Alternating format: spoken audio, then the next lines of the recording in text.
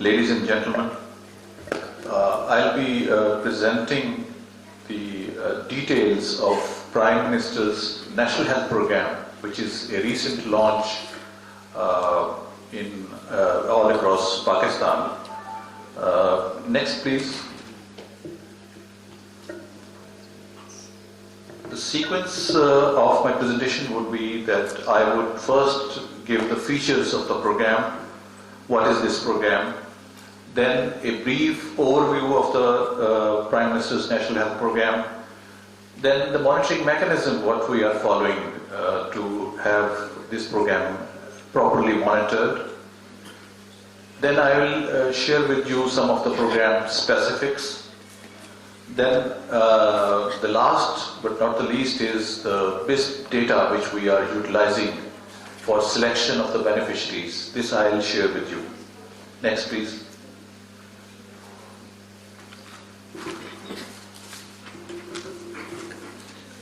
The program features. Next. Ladies and gentlemen, we all know that more than 70% of the population access the private sector hospitals in Pakistan, and this service is pay per service.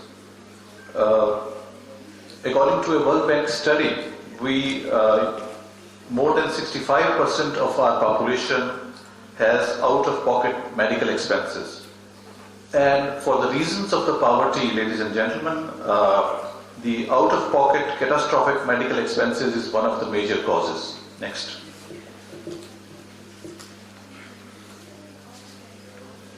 The Prime Minister's National Health Program, this was the vision of the Prime Minister, and the program started, the initial work in fact started in June 2014.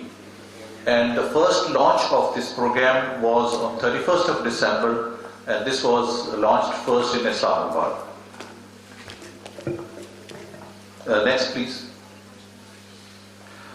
The scheme is a cashless distribution to families who are living below the poverty line. It provides free of cost health insurance to access the healthcare services. In the first phase, the program is providing only indoor health hospital services. The outdoor services are not part of this program. There are two specific packages for this program. The Hospital Benefit Package 1, this involves secondary care treatment. The second one is the Hospital Benefit Package 2, which involves tertiary care treatment, and this includes 7 priority care treatments. I'll discuss these two packages just in front of you just now. Next, please. The Hospital Benefit Package 1, and as we are collaborating with the provinces and the regions, this premium for this coverage is provided by the provincial governments. Here we provide a coverage of rupees 50,000 per family per year, and this package is enhanced to 100,000 if someone is admitted in the hospital and the treatment is continued. So it is to that family, it is another 50,000 is given to that family. This includes all the indoor patient services. And if I just quote in front of you some of the medical conditions which are treated by this Hospital Benefit Package 1, like simple operations and diseases like hernia, appendix fractures, injuries, gulls and kidney stones, typhoid, pneumonia, gastroenteritis and cataract, etc. The maternity services are also included into it. We cater for all emergencies. The follow-up and medicines to the patients who are admitted in the hospitals are provided for 5 days after the discharge. We cover for the transport charges also. The hospital where the beneficiary is admitted, that is paid by the hospital rupees 350 rupees per visit and this is up to 3 times in a year. We also provide all those beneficiaries for the tertiary care. The hospital provides the transport facilities. Next, please. The hospital benefit package 2, and this is the tertiary care treatment, and premium for this is provided by the federal government to the provinces and the regions.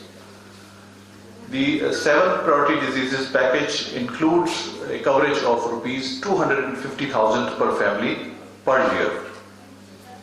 So this actually caters for 7 diseases. The first one is the heart disease, which includes its all ailments, diabetes mellitus and its complications, which is, you call it in common language, the sugar disease, burns and accidents, end-stage kidney disease. It also includes the dialysis or,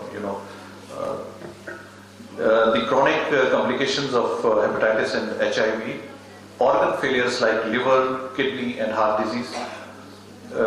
We also cater for cancer. Its chemotherapy, its treatments, all in all kinds. Next, please. The program coverage. In the first phase, we actually went to 23 districts.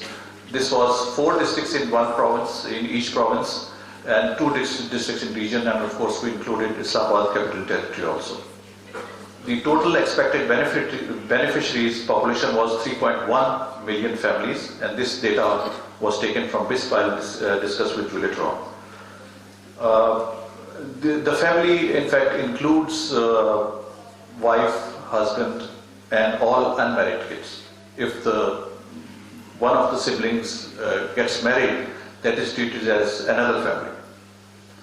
There is no cap on the numbers of the members of the family. Next, please. The list, how we selected the beneficiaries for this in each district, in 23 districts where we are.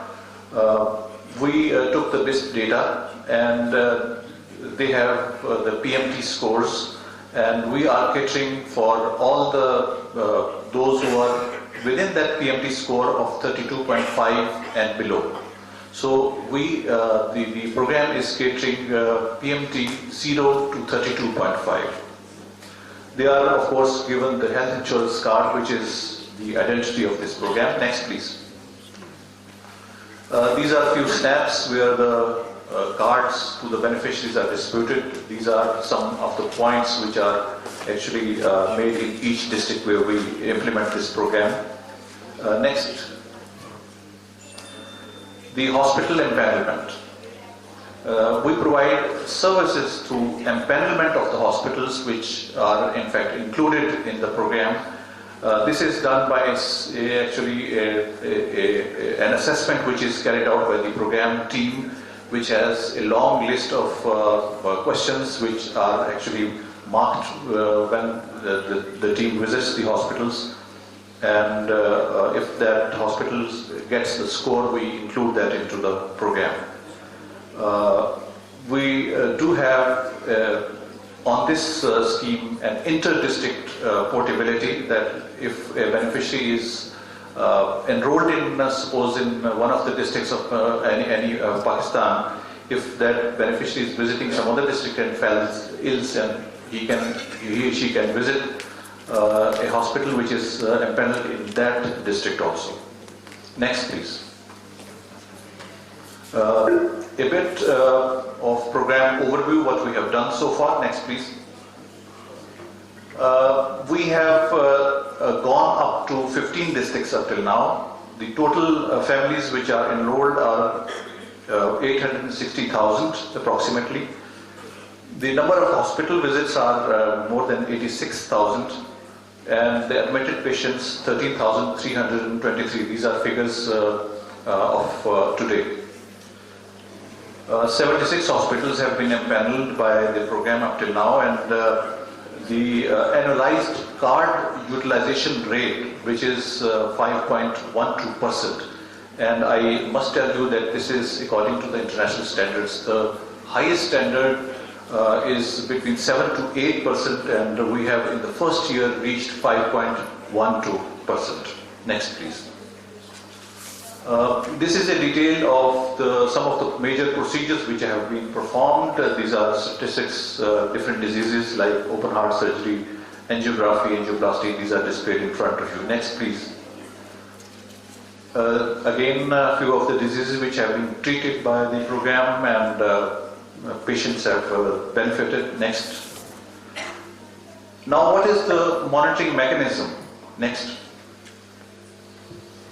This is being done by various agencies. We have a central management information system, which is developed by one of the agencies, NADRA, and where we have different sorts of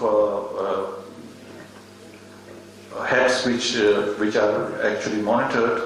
The number of beneficiaries enrolled, what are the admissions and discharges so far, the level of financial utilization up till now, the complaint management and redressal system, what is the status of hospital claims and reimbursements, and beneficiary feedback mechanism. Next, please.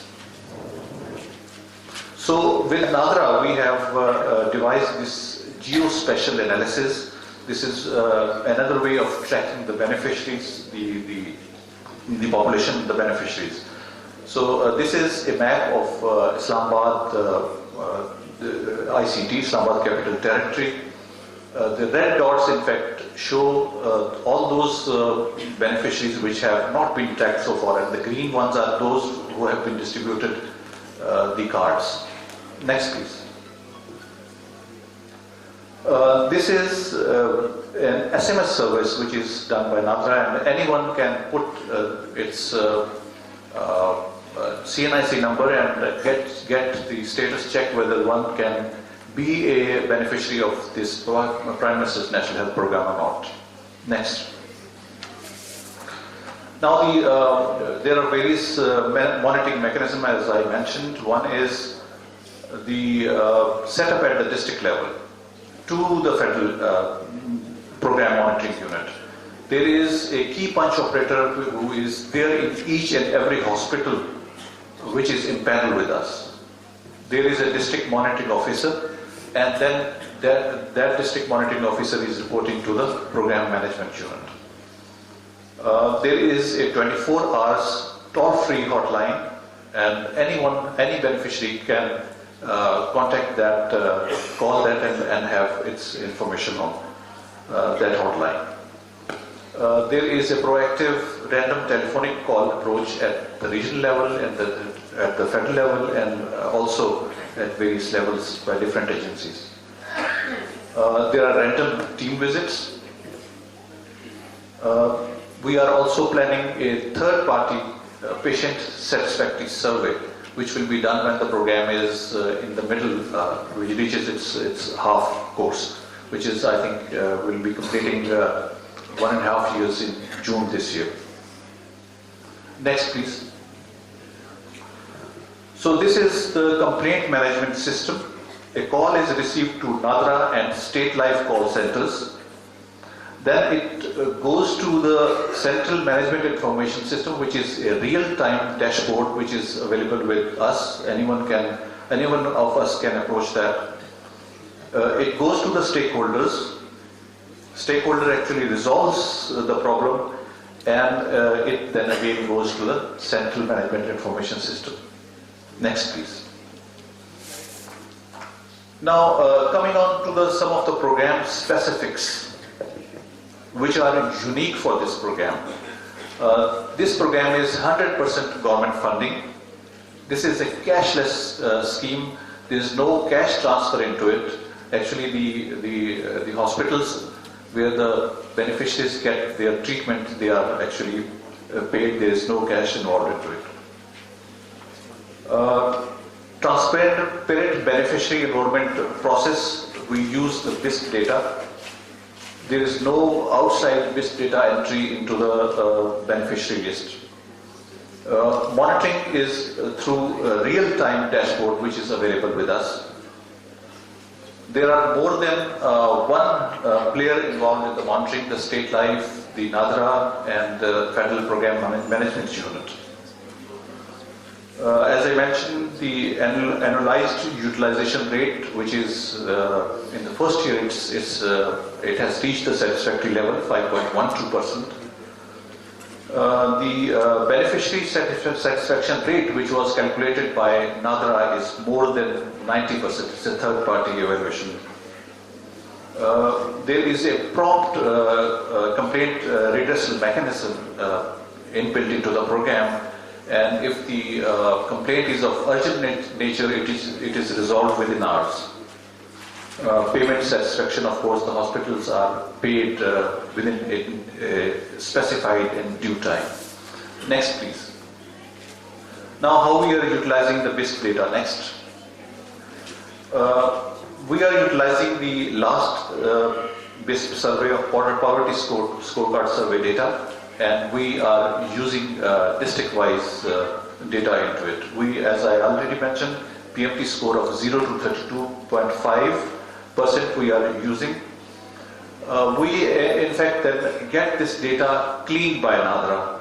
And here I would like to mention there is an issue related to this that we when we get it verified from NADRA, we get 50 to 70% of the beneficiaries who are enrolled into this, who come under this PMT 0 to 32.5.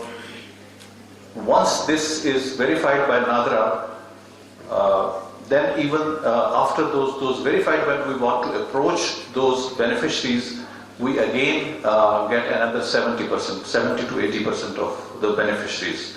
So I think, next please. There is the issues which could be with this data. No, last. This data is, the survey was done in 2010 and 11 and are almost 6 to 7 years old. So most of them, the people who come within this scorecard, they are either not there, they have moved, so these are the issues. Then there is a data issue of PMT. In fact, the BISP is, I think, using for its beneficiaries PMT 0 to 16, PMT 0 to 16. And when we went to PMT from 17 to 32.5, there was an issue of data cleaning. So I would request BISP, if they can, if they are coming up with the new survey, they should have the data cleaned at that moment when the survey is done. You are doing a new poverty survey, and PMNH is going into phase 2, and a decision was taken a few days back when the Prime Minister has in fact announced that this program will go to all districts of Pakistan. So we will be collaborating for the new survey. We will be waiting for the new survey, and then we can collaborate for the phase 2 of this program, that this program can utilize the new data which BISP is going to undertake. So with this, I thank you.